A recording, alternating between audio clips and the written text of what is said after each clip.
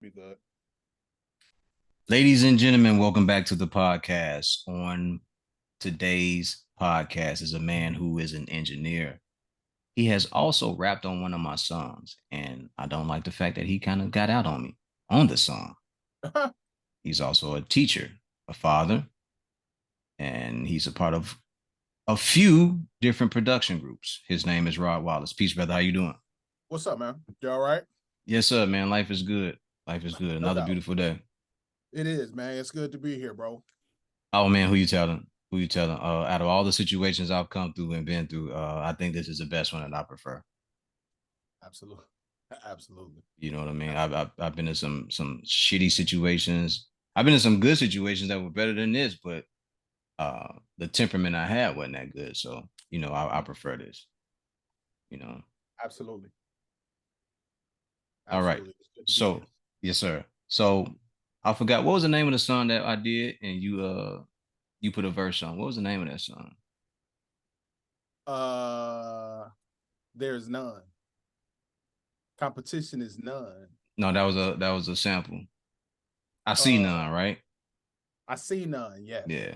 Yeah. What made you choose that song to do a verse on? Well, I was mixing your album Mm-hmm. and um the beat kind of struck me. Um to me, so a lot of the work that I do involving music these days is stuff where I don't actually do the beat. I may do the beat or I may add to the beat. I work with a group called the Dirty Old Men, Yes, sir. made up comprised of producers, and we do these compilations where I'm kind of diddyfying them to a point where I'm like, yeah, maybe we can do this, maybe we can add this, maybe we can add that to just kind of bring it all the way out. And every now and then, you encounter something. So, um, yeah, I actually played that record a couple weeks ago. No, not even a couple weeks ago, a week ago. Um, and yeah, it's every now and then something just really attach itself, or I attach myself to a song, and I'm like, hey, what I'm saying, I can put this on there, I can not put it on there. Let me know if it doesn't work, so on and so forth. So at that time, I wasn't really rapping Really? um Okay. heavy. I did a lot of rhyming in the 2000s, and kind of slowed up on everything for a while, and then probably since back to around 2019 or so, I started rhyming real heavy again. So, and that's kind of where I'm at right now. What made you step back from rhyming? I think I was able to say everything that I needed to say at that point by making beats. And so now it's funny how now I'm saying a lot of what I need to say by coordinating and facilitating projects being done. Because I don't have to say everything that I wanted to say, but still, um, I think that when I really dug deep into beat making back in, like, I was making beats beforehand, but I came back to it in 2012. And when I started making beats again, all the technological advances and all that stuff just really had me intrigued. So I really, really learned deep about mixing and learned about this and learned about that and all that. And that kind of encapsulated my interest. And then over time, um, you know, rhyming is rhyming is a spiritual thing. Mm-hmm. Um, and I found that my experience was something that I felt needed to be brought to life in a number of different modalities: beat making, songwriting, plus this community engagement involving music that I really been knee deep in recently. Okay. I will agree that the writing process is a spiritual thing, but it's also based on emotion and experience because you're trying to draw from somewhere while you're putting these words together to either make sense, to reach out and fill a void, or to put together something about your life, to talk about your life.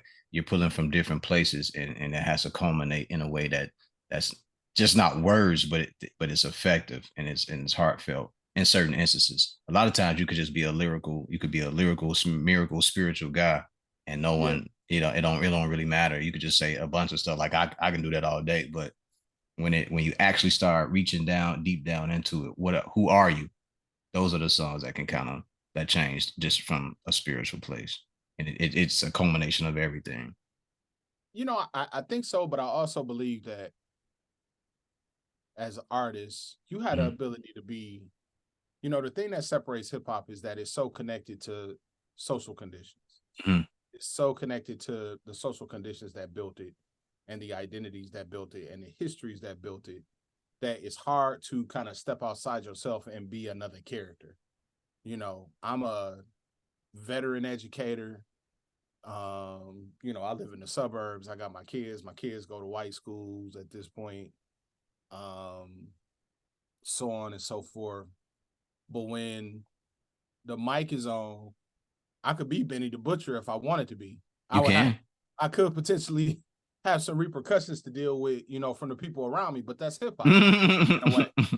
You know what I'm saying? Just in terms of people questioning things. But that's one of the reasons that, that's another reason why I felt production and focusing on production was a good thing, because it allowed me to create stories and tell stories that weren't just specifically germane to my life or be a part of crafting these stories. So, I not only, have studied and learned about hip hop, but more so media arts in a general sense. I like people like Christopher Nolan. I like um, storytellers and Mm-hmm. stuff of that nature, because there is a certain freedom that says I can tell this story. The story needs to be told. I'm gonna tell it however I want to tell it. Um, so yeah, I think that what gives rap its strength, it gives hip hop its strength, is one of the things that's also limiting to it. At least in a commercial sense. Um, because I think truthfully, you can create whatever you want to create and be good to go. That's kind of where I'm at. Yeah, but and I think that the other part is if you're comfortable with that, that's all that matters. If you're worried about the acceptance of it from some industry plants and people telling you who you should be or what you should be, it's going to change the trajectory of what it is you're trying to do. But Right. if you're just true to who you are, if you're an MF Doom or a Count Bass D or a DJ Pocket or something like that, you're just gonna do the music that you prefer to do, and it's not gonna matter what people. I And agree. those who fall in love with it or like it or become fans of it, that would just be your core group of people. Other people would just flock to it by happenstance or whatever. Mm-hmm. What? I think, even I look at Electric Circus by Common, you Mm, know, and Common kind of reinvented himself in a way along with his sound.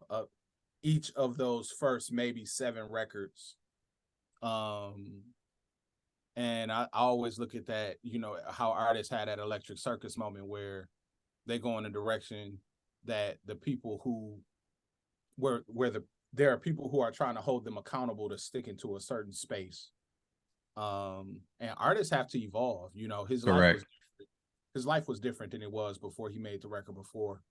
And I think that's one of the reasons I like Kendrick so much, and J. Cole so much, and the JID record so much, is because it is about honoring your past, but it is also about being progressive and growing. And I think we need to have that ability as artists to truly be whole. Correct, because growth is the biggest part of the process, right? Like you're not going to be the same person all of your life.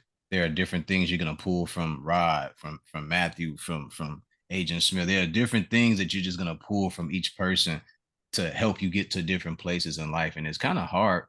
I think it would be kind of weird or stagnant for a person to not grow, not just in life, but in the music as well, because your life is constantly changing album by album. You've been different places. You traveled to different places. You've been around studios and engineers with different people. So there should Right. ultimately be some change. Yeah, and then you also, music decorates time. So I run a program here I run a nonprofit called the Amplify Project that identifies and mobilizes resources for musicians in marginalized communities.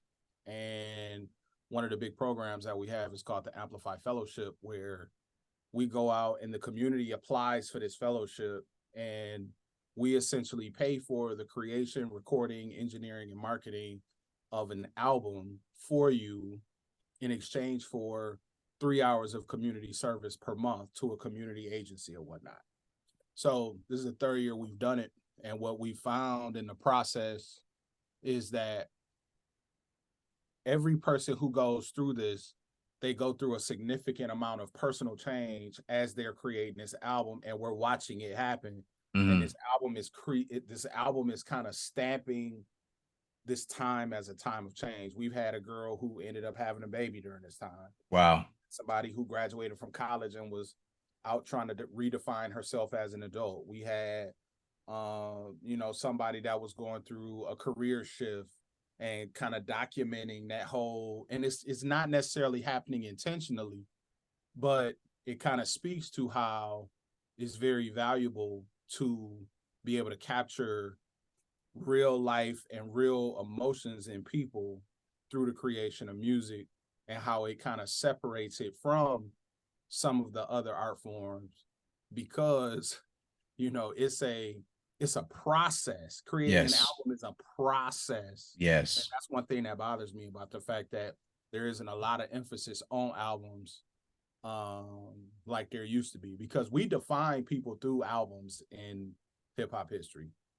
Correct. Or in what could be termed like the golden age of hip hop, we define people through the quality of their albums. And now it just doesn't operate like that. Albums don't have, I don't want to say a commercial, obviously it doesn't fit into the commercial model, but at this point, from a critical standpoint, it's not really even focused upon like it should be. Yeah, there's no standard for creating a album of content, that a body of work that tells your story, and your speaks on your world over the past year or two, or however long it was for you to make your second album or your first album. So they've gotten away from that. Now it's about how many people can we grab off of YouTube, Spotify, and everything, and just grab them and make something hit real quick so we can make some money, and get on to the next person, which sucks. How can we play into the algorithmic elements of how people are engaging with media to be able to do it? I mean, no disrespect, but people talk down on Sexy Red and this, that, and third, but it was a perfect storm. Mm-hmm. It's controversial. Mm-hmm. When she came out and she said her booty hole was brown, it fit exactly what the algorithm desires. Like, it's controversial, it's crazy. The beat sounded like everything else that was around at that time. It's a perfect situation. Yeah. It's not my cup of tea. It's definitely not my cup of tea. But I see it for what it is. I'm not mad. I'm not mad at all either. I think I am disappointed because this is the stuff that they continue to market, but it's what they've been marketing. They don't go for anything else. And because we aren't in control of our culture and our medium of music, they're able to just take it and do what they want anyway. Rock and roll, blues, jazz, all these different forms of art that we've created, they've taken them and they've desecrated them and broke them down to whatever they feel should be done with it. Especially hip hop, which was a social economic form of art for us. It was representing our current situation and where we were and the things that were going on in our neighborhood. And now you look at it, you see where it is, and you go, "Oh, okay." Well, you know what I think? I think that Black music has always captured the conscience of its people throughout African American history. Mm-hmm. So we took elements of what I guess could be termed classical gospel or classical hymns and things of that nature, and we turned it into what we now know as gospel. Mm-hmm. We took jazz we created jazz and the improvisational elements within jazz. And then even as it was being shifted and transmogrified by the market Mm-hmm. and by white supremacy, we continue to evolve it. We continue to evolve it. We continue to evolve it. Blues, same thing, captured the social ills, spoken code, so on and so forth, rock and roll, all those things, they get impacted by the market. Yeah. Yeah. And then we just continue to evolve them and things of that nature. And hip hop was the same way and still is, truthfully, Mm-hmm. in that people are continuously trying to evolve it. But the problem is now that it is not being governed by simple market demand. It's literally being governed by technology, and technology is driving habits and creating it, you know. And I fear, to be honest with you, I'm a beat maker. I'll give you an example.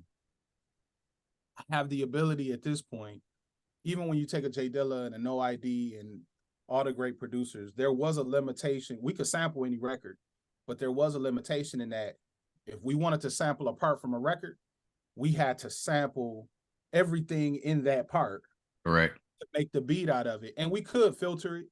We could filter all the high frequencies out and try to, maybe get the voices out or something like that. But now you got stem sampling, Yes. where Yes. you can take the drums out of anything. Out of everything, man. You Take, can move you know what all I'm of it saying? around. Change the key of it, do everything. So, but what's heartening for me is we're gonna find a way to turn that into an art form. But we can't be lazy. We can't be lazy, and we have to be diligent. Everything that we've been doing in hip hop and creating and evolving has either been successful in the market or it's been discarded. Mm-hmm. And we can't, at this point, the market is not about selling records, it's about gathering attention. Okay. So, Let's go back. Let's walk it back. The program that you started, name it again. Say what it called is. the Amplify Project. Okay. And what the fellowship program is called the Amplify Fellowship. All right. And what made you start that? So, just a little bit of my backstory. So, I've been an educator since like 2000. Okay. And I was always the teacher. When I was teaching, I was the teacher that would like play music in the background while the kids was working, and it would be just loud enough for them to be able to hear it. I was DJing the dances for the kids, and this, that, and the third, and this, that, and the third. I had an opportunity at one point during my commute in my career to help construct a music production program, and did it and built it along with a brother named Travis Bean. Shout out to Travis Bean. But I didn't really have the opportunity to completely involve myself in it simply because I had a young family and I was the assistant principal of the school. So you know what that life is like. Oh, yes, So, sir. I had an opportunity to come to Eastern Michigan University and run one of the federal programs there. And in the process, I started working on my PhD.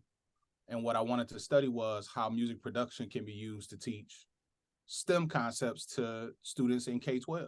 Mm. Like how do you catalyze hip hop and this decolonization of music that's happening in front of us, where anybody can make a beat, Grammy Award winning albums being recorded in people's bedrooms, so on and so forth.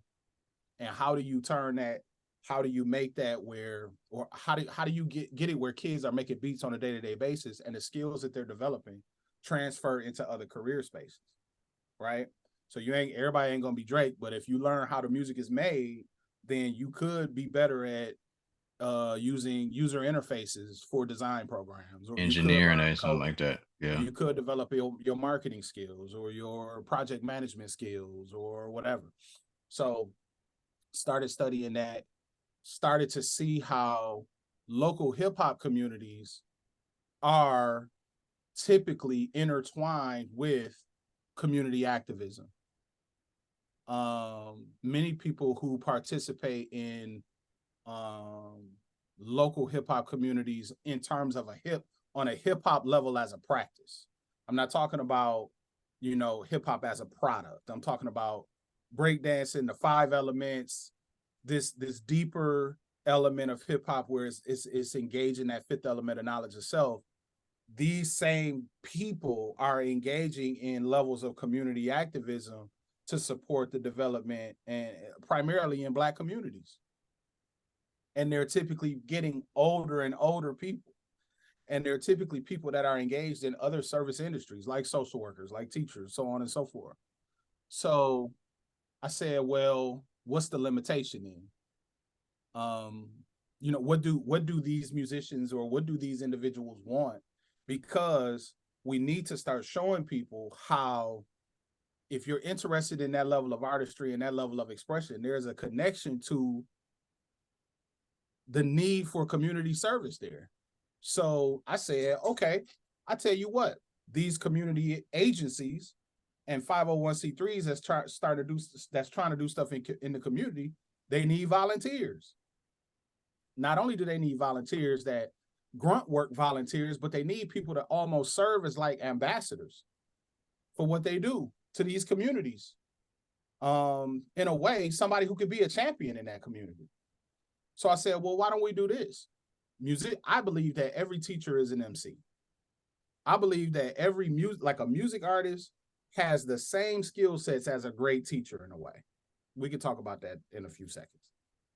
But why not provide the artists with what they need to be able to try to advance their career in the direction they want to, and we provide that opportunity for them in exchange for them, instead of it being solely about profit, it being solely about us coming in and us extracting value from that artist, or even us as a company coming in and now we own the intellectual property of that artist. Right. Why don't we let them keep all that and they pay it forward, excuse me. They pay what they're receiving forward in serving the community and going in and literally helping that agency grow, develop, get its message out, so on and so forth. Dope Because concept. We're a nonprofit. You know Dope what I'm saying? Concept. So we've had, this is our third year. We've had 8 acts. So as a result, the acts, they're endeared to the community. We have our own day at the Ann Arbor Summerfest where all of our acts are performed. They participate in all kinds of events, and the community sees this happening. And also, now these acts are paid musicians. And we always want them to get paid for what they do. So what they're paid musicians working in the community, working community events, working at community events, doing music, working at community events, organizing programs, teaching young people, so on and so forth, whatever they choose. So they're benefiting not only just from creating the music, but they're also benefiting from endearing themselves to the community in ways that's real unique and real special. So that program came about because my lens was opening up to say, the currency involved in making music got to evolve, because profiteering in it is what has it. Profiteering in it is what has taken the reins off of our control culturally of the music. Period. Like gangster rap, you go back to NWA. Yes, we can sit up and we can argue and say, NWA was speaking the reality of the streets and this, that, and the third. And maybe they were initially to a certain degree. But the multitudes of people who came about afterwards doing the same thing saw NWA get rich. Right. And that's why they did. Right. And so there was like a cascade of negative things. I mean, I hate to say it, but there was a cascade of negative things involving hip hop that came about from the focus on profit instead of being able to tell that truth. You don't have to hate to say it. I mean, what we saw happen after that was a gang of artists, one after the other, whether it was single performers or groups that came behind that, and everybody wanted to do something similar to that. Absolutely. And I think my research in researching this on a deeper level, I've thought very deeply about how hip hop impacted my identity at that time. I was, a black boy from post-industrial America, grew up in Flint, Michigan. You know, um, I had a deeply Christian mother. My pops worked in the plant, and I had the ability to make choices about my identities or what would impact my identities and drive my action in my formative years. And it was not only the church and this, that, and the third, but it was also, I was reading Message to the Black Man. I was reading From Niggas to Gods. I was reading all these things.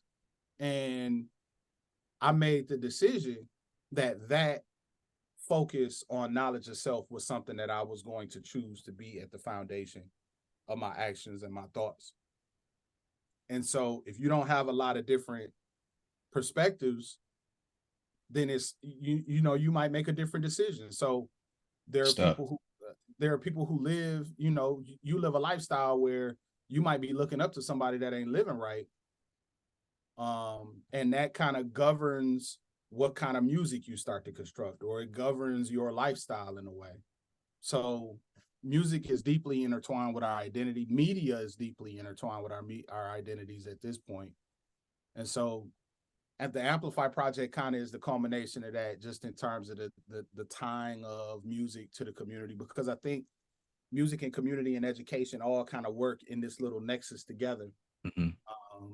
And so, yeah, it's the culmination of me just believing that you can use music to change people, or not that we can use music to look deeper at ourselves. To change people as well, right? You got a lot of guys. And collectively. Yeah, you got a lot of people running around here talking about they gangsters and they're not. You got a lot of kids that want to be gangsters and they're not, just because of the beat sounds great and the artist sounds cool, but it's a facade at the same time. Now, growing up in a church home or with a mother who was entrenched in church, while you were going to church, were there any instruments that you played? I played drums. I didn't play drums at church, but I played drums at school. And I got involved in like music tech real early, even if it was pause taping. I had a sampling keyboard when I was like 9, 10. So, and then as I got older, I played keys a little bit. And now I can play keys just enough to be a producer. You know what I'm saying? Thank the Lord for MIDI. Thank the Lord for Scalar. Thank the Lord for some of them other things, but it definitely makes a difference for when you had that musical sense. So yeah, it was mostly just drums for me. Just drums. Okay. I did drums and guitar. It wasn't something I wanted to do. My whole thing was to do art. I wanted to do illustration and graphic design, but my mother kept pushing me in that direction. So I would fiddle around with the guitar and play drums for certain things, but it wasn't something that I really wanted to do. But I knew the correlation of that into doing hip hop and being able to count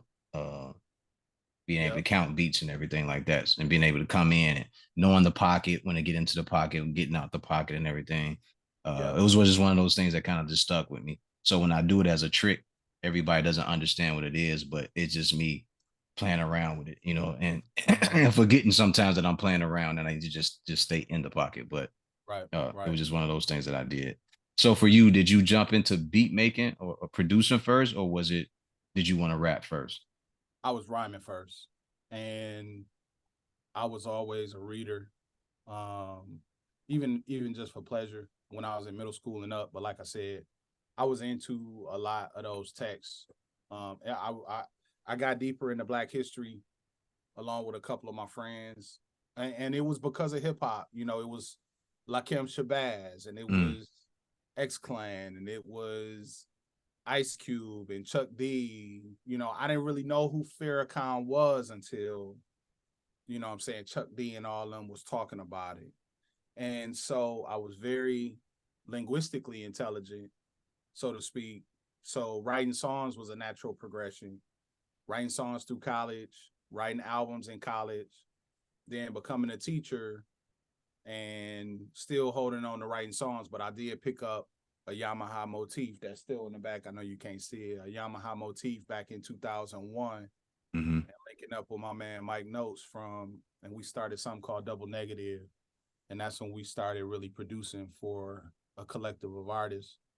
And then, like I said, I got serious about school leadership because I was really adept at making connections with the kids. Okay. And I understood school administration very well. I said, well, if this is gonna feed my family, I'm about to put my creative energies in this. And I did that for about 5 years. And by that time I got married, and my wife actually purchased me my first machine. I got a Machine Micro and started making beats again, and I was hooked. Shouts out to Tashir Say, rest in peace. He had a program called Computer Music Academy, Mm. where I also met brother Agent Smith, 78 from Chicago, your buddy. That's how I met him, where this guy had us making beats on a week-to-week basis and competing against each other. Yes. And it was all friendly, but I learned so much from making those beats about myself, not only about making beats, but about myself and about the power of persistence and the power of the iterative process, to the point where I started to think to myself, this is when I was kind of going into this, building this music production program. Like, I'm really getting better by doing this on a week to week to week to week to week basis. And so then it came down to beat making. I really dove deep into recording and engineering because there was a lot of cats making beats, bro. There's a lot of cats rhyming. There was a lot of cats making beats. Yeah. I said, well, then I'll just use them as my clientele. And I'll mix. I'll learn how to mix. Yeah. I'll learn how to master. And I'll be super cheap because I'm learning from y'all. And I'm learning from y'all projects. Yeah. If I was to mix your projects right now, it will sound way different from what we did before. Completely different early on. And that's no disrespect. It would sound completely different. But I think that's how you learn. Yeah. So now I'm at a point where, I can do commercial audio. I can do podcast editing. Yeah, I can do mastering. I can do Atmos. I could do, Apple certified stuff. I can do anything because I hear it differently. I hear everything differently. Yeah. So that's kind of I think that's I am. I think that's one of the greatest things about music in general. You don't always have to end up being an artist. It's what you choose to do, what you want to do that you find a love for. You may actually end up playing the guitar. Mm-hmm. You may actually you may actually end up being a great backup singer.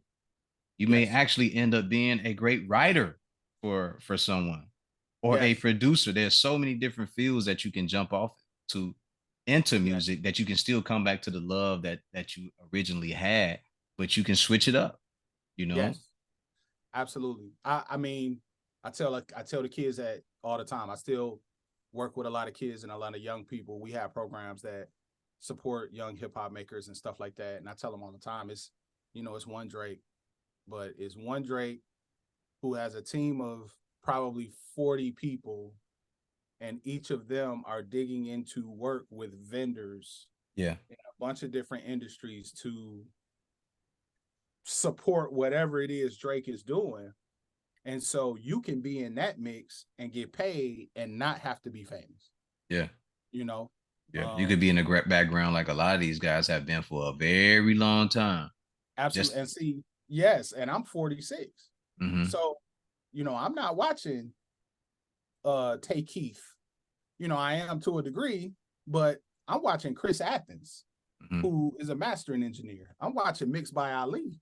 I'm watching people that's still sitting at the crib tinkering and making these records what they are, and still, making Ramon Jawadi and guys like that, composers and stuff. Right. Not only making money, but also still deeply, deeply, deeply involved in art. Hans Zimmer. Hans Zimmer is not professionally, I think I read that he's not professionally trained. He just knows what he wants to hear, and he knows how to make it happen. And he can score it well. Absolutely. Absolutely.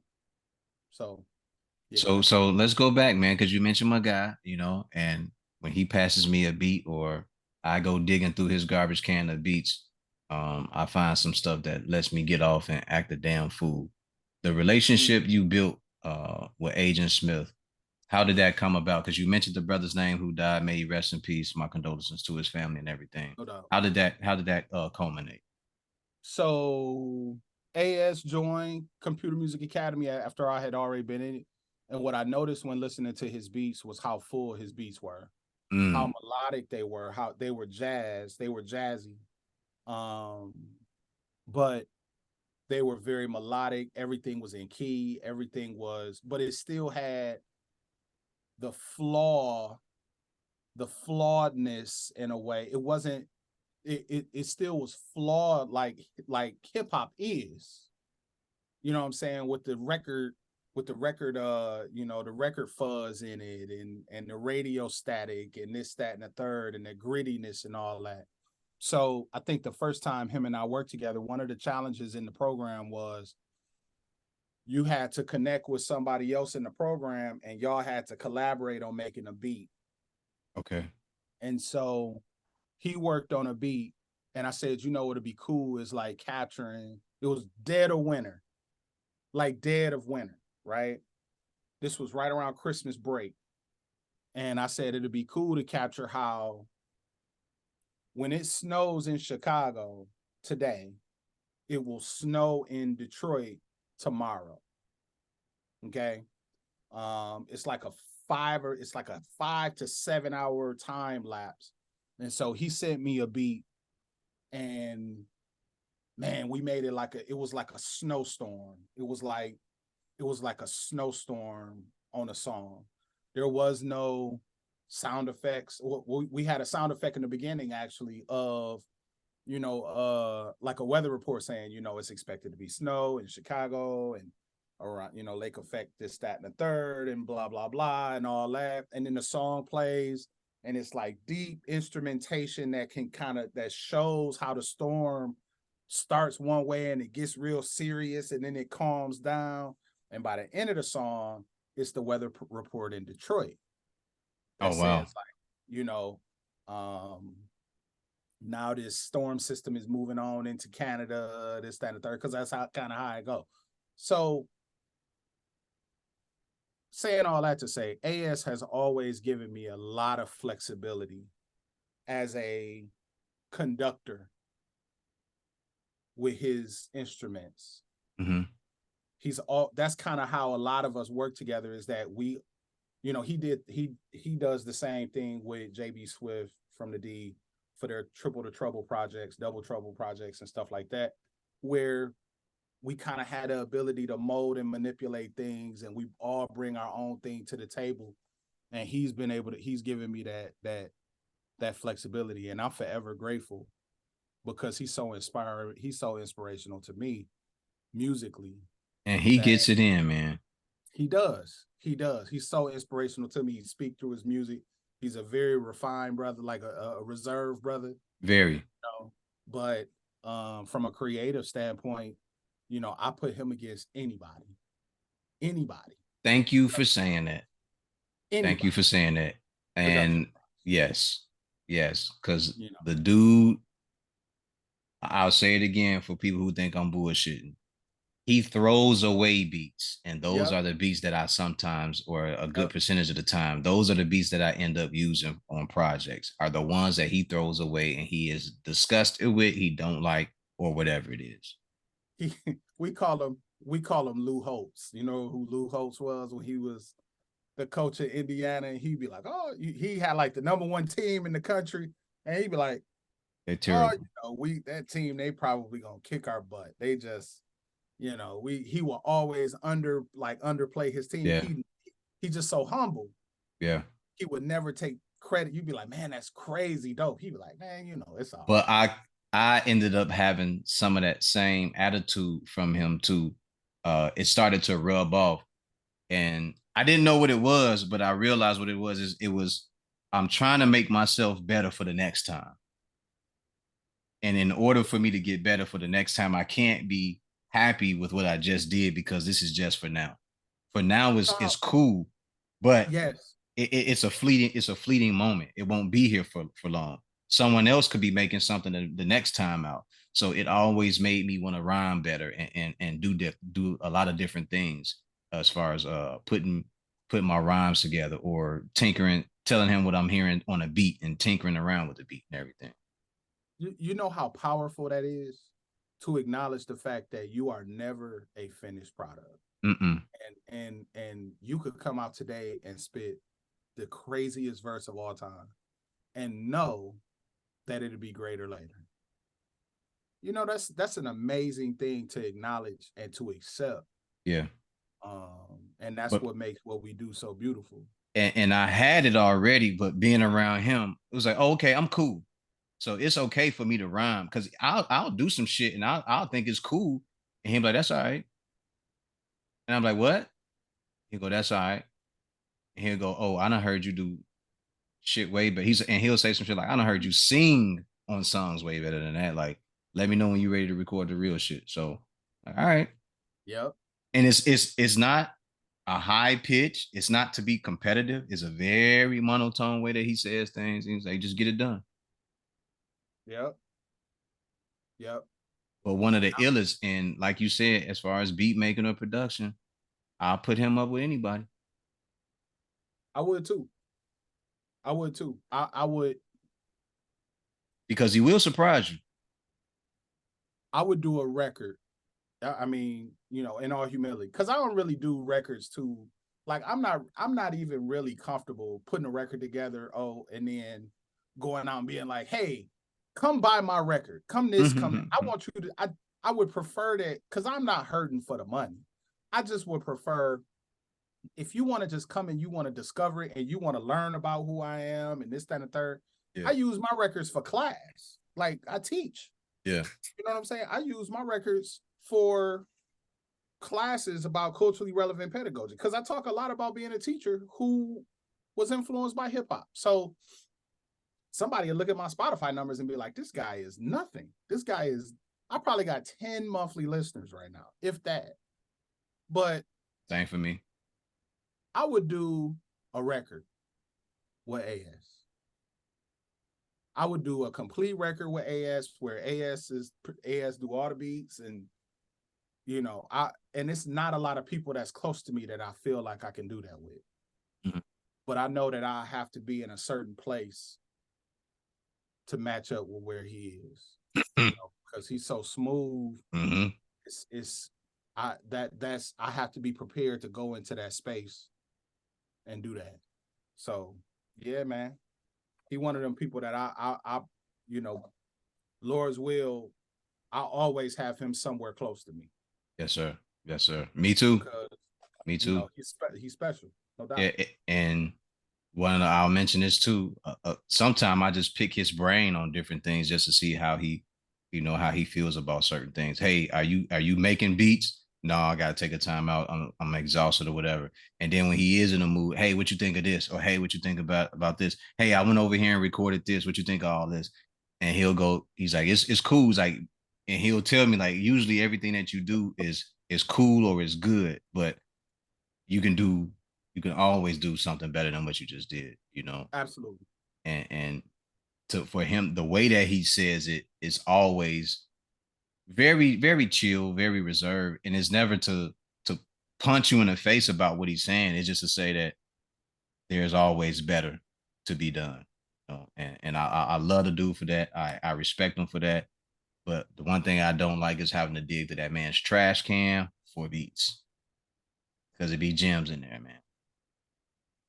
And when I see him working consistently, he might do his weekly post a beat, this, that, and the third, blah, blah, blah.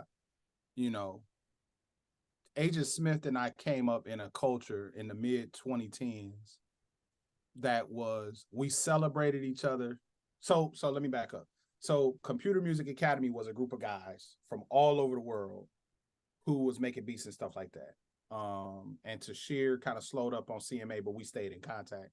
But one of the things that he also did was he linked us with Gadget from Scratch Magazine TV, who had done a bunch of hip hop based content on YouTube, you know, from DMV with like Kev Brown and stuff like that. We started Okay. to do a monthly hangout, I mean, a weekly hangout every Friday night where we used to make beats and talk shit and laugh, and we became friends. We all became friends. So it was so it was all love. It was never volatile, but there was an undercurrent of creative competition in those groups. We had, you know, Black Math from DMV, AS, Jelani Beats from Chicago. You had RTO Beats from Oakland. You had me from the D. You Salute to had Mike RTO X and from the Jelani. D. You had Wide Body from Jersey. You had Big Stacks from Philly. You had Mental to God from DMV. You had CX the producer from, I mean, these guys to me, I literally try to be like them, Mm, beat wise. OG, and we was, you know, we the dirty old man. We yeah. like old rusty ass hip hop shit, dirty samples and all that. That's what we do. But I'm saying it was, man, it was so much music that was coming out, Bandcamp instrumental albums, and Yes, sir. started producing for each other and this, that, and the third. That, I mean, we still continue to work to this day, and I think that it's a blessing.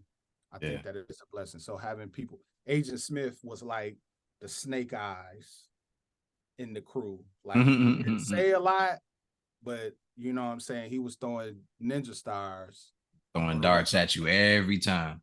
Yes. Every For the time. cause. Man, he did I didn't even know Pepe. I didn't even know, I don't know what to call the actual beat, but we did a song called Pepe Le Pew. Mm-hmm. I don't even remember hearing that beat ever. And Six popped up and he was like, "Yo, oh, put a verse on this song." He's like, "You gonna go crazy when you hear it." I said, "What is it?" He said, "Just," he's like, I'm gonna throw it in the Dropbox. If you at home, put a verse on it."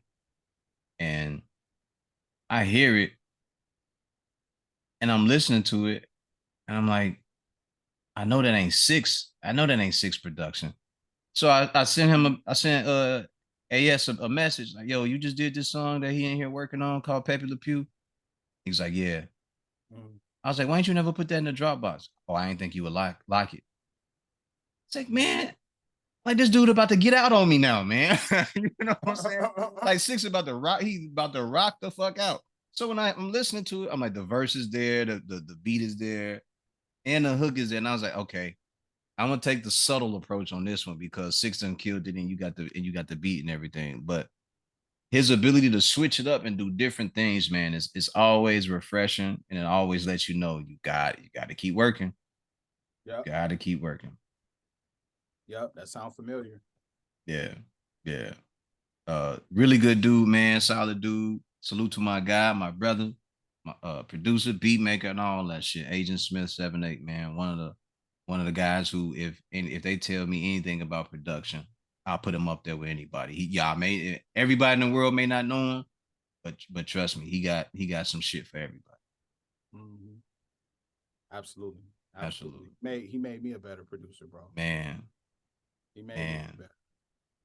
And again, he don't push it on you. He don't force it on you. He just talk to you. Yo, you need to do this right here, and then he'll man a few words and he'll move on. Absolutely. So zero noise. What's zero noise? So Zero Noise is Zero Noise Media. So using all of these different skill sets and stuff that I developed, you know, I created Zero Noise as a kind of like a platform where I would do all of my production work. And that's not just audio production, but I'm moving towards doing more documentary Mm. type level production and writing. Um, you know, I should, and by the time this airs, in a couple of weeks, I'm going to defend my dissertation. Uh Um, oh. Uh oh. yeah. So my dissertation is about Black men who are teachers, but they're also music artists. So being able to really tell those kind of stories on a deeper level is what Zero Noise is about. The reason it's called Zero Noise is because when I first started teaching, we had a hand signal to tell our kids to stop talking, right? Mm. and we used to say zero noise instead of like stop talking or be quiet or whatever. It was how we were trained. And it's just so odd to me how that's flipped. In that I have students who are brilliant business people, brilliant artists, people who I do business with pretty regularly, and how much I learn from them, and how much I learn now from them. And so that's why I call it zero noise. Um, and yeah, that's the media imprint that I'm looking to kind of really put into full play in 2024. For all the production stuff I do, all of the ventures that I do that kind of tie that music education and community together, because I'm not gonna leave that behind. That's kind of my root, and that's kind of my platform.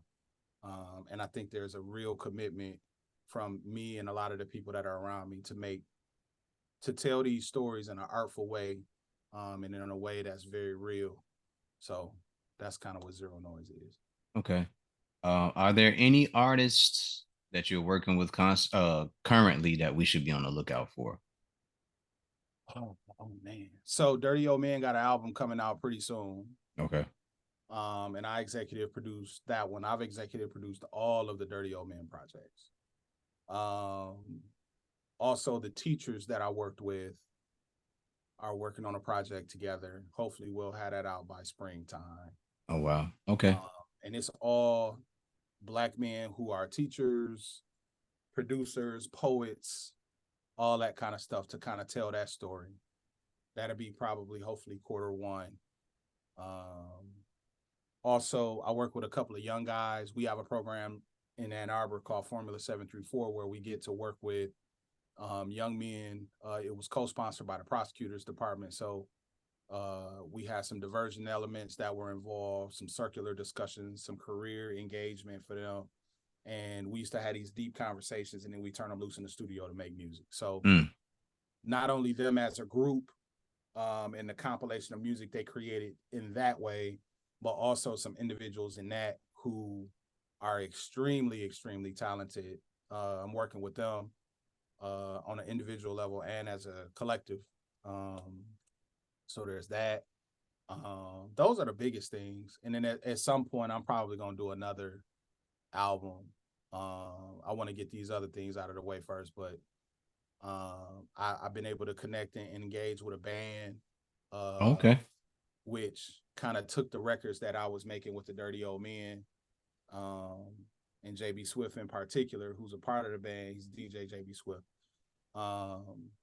and just able to take them into another stratosphere and gave me a freedom and a euphoria that I have never experienced in my life. Oh wow. Okay. Play with a band, and I've been around music for 25, 30 years, and playing with a band was just the joy of my life creatively. So at some point I'm gonna get back on that. Hopefully, It's a different experience playing with those bands, man. Yes, absolutely. The way that music comes together, bro.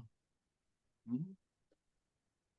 And then the Ooh-wee. Amplify Fellows as well. They all got albums coming out this fall. Kyle Love, aka Chill Place, Gwyneth Hayes, who's a jazz artist, and then Batty Brooks, who's a pop artist. Her project will be out in a couple of weeks, so Okay. people look out for that. All right. And at some point, man, you're gonna have to test some shit up too. So interestingly enough, we're working on this Dirty Old Man project. And what those projects end up doing is they end up being kind of like a collaboration between us and everybody who's kind of around us. Mm-hmm. So I would love to send you a joint with an open verse, and you can tell me what you think, or you can jump on board with something. Do it. That'll work. Do it. Okay. I don't shy away from nothing like that when it comes to rhyming, getting on songs. Smitty will tell you that. Absolutely. Yeah. All right. So where can people find all of your music or get a hold of you? There it is. There's a link right there. Bang, Yep, I got a bang. link tree that'll show you not only my music stuff, but also the stuff that I've been doing on a scholarly level. regarding hip hop and critical hip hop pedagogy. Um, my Instagram is Where is Wallace. And I'm pretty diligent about updating it, but it's not all just music stuff. Because I think that I don't know. I think that's the best place to go. Hit me up. Let me know. I also mix, master, all that kind of stuff at severely discounted rates, and it's still industry grade. So, I'm all about just connecting and collaborating with people. So, hit me up. I didn't ask you this question. Go Top for it. top I got top time. 5 producers all time. Top 5 producers of all time. Top 5 producers of all time. Okay, in order. No, I don't ever do no order. I just want you to throw the 5 out there. Okay, top 5 producers of all time. First, I'm gonna say the Bomb Squad because they taught me, and I'm talking about what they taught me. Okay. Bomb Squad for me brought the vast universe of media at large into production. So their albums were these collages of news and spoken word and music and break beats and all that stuff. So Bomb Squad, number one. Number two, Jay Dilla. Jay Dilla was operating at he had a different metric and signature than what was popular at that time. Yes. Something that he created an entire genre of music that was kind of in between hip hop and soul. It was Talk about it. Different. Talk about it. Number three for me is, I'm gonna say Dr. Dre. And I'm gonna say Dr. Dre because really I'm gonna kind of put Dre and Diddy slash, because I mean their technical acumen can be argued, but the importance of the ear and the importance of being able to produce, being able to tell somebody, producing is telling somebody, I want you to do A, B, and C, and I'm gonna sit here with you until it sounds like what's in my head. So I'm gonna say them together. When I think of hip hop beat making and production, I think about DJ Premier. Oh, thank God. I think about DJ Premier. Okay. I think about DJ Premier in terms of how he chopped, in terms of adding the element of scratching his drums. Sometimes they mad stiff, you know what I'm saying? And then I also don't think that you can take anything away from the group. Well, this may be controversial. Let's get it. I mean, there's a billion producers that we can recognize, and I top 5 to me. One of the producers is Black Math, R.I.P. Rest in peace. Okay. DMV, because he was like the drunken master of producers to me. Like nothing was. I'm in a MIDI world, and everything is in a grid. And his stuff used to be so sloppy, but it used to be so funky. God rest his soul. It impacted me to say, stop trying to put these limitations on yourself, and just do what you want to do, and don't worry about all these other things. So I would say he's my top, my other 5, but I would also say Digiphonics, the people who I think Kendrick Lamar and the people who he works with, because Kendrick Lamar is making those records, man. There's guys that's making the beats, Soundwave, DJ Dahi, and all of them. But in terms of seeing the entire field, I think that's Kendrick Lamar himself that is doing it. And again, I have a different beat makers are beat makers, but producers are something different. Something different, man. So that's what I would say. So I say Premier, Dilla, Bomb Squad, Dre and Diddy as organizers, and then probably Black Math. Okay. Rest in peace. A guy I want to ask you about real quickly. Where would you put Black Milk?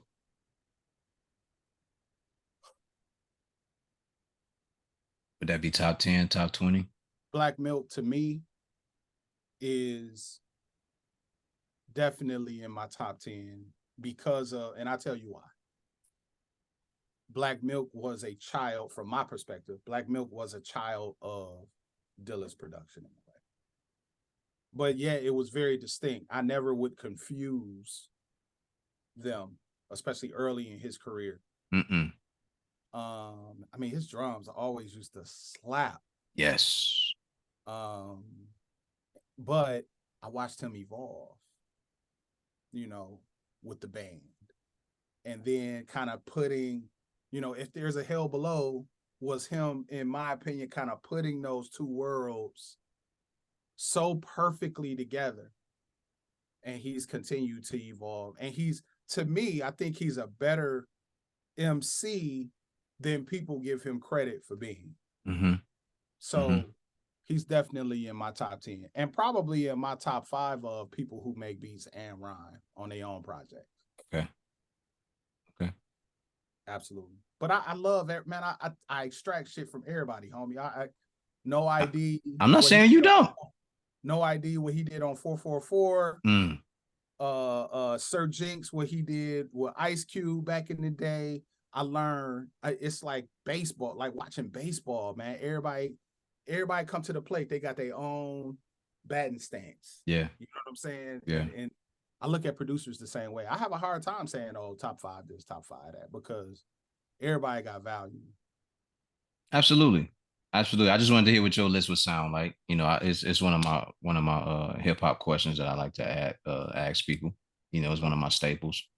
No With that said, we're gonna end it here, man. To get today, my guest was Rod Wallace. You can find him on Instagram, Twitter at Where Is Wallace. You can also find him on Linktree/Rod Wallace. And with that said, remember the mission statement: when we striving for greatness, God never puts you in the driver's seat if it's taken. Appreciate you, my brother. doubt. Great to be